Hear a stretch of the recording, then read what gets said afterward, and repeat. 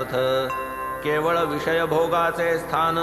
न लगे आमुते स्वर्ग भुवन जेथेन गोविंद नामस्मरण काय कारण तयाचे स्वर्गाचा अथवा नरका फरक नाही विषय सुखा इंद्रावा गर्दभा देखा सुख विलोका एकची इंद्र नंदनवनी घोळे तोच रासभ उकिरणा लोळे सुख पहाता एकची तुळे नाही ते वेगळे लवमात्र जेथून पुण्यक्षये पतन किम निमित्त तदर्थ यत्न त्याहूनी बरवे येथील जनन महत्वे गहन भूलोक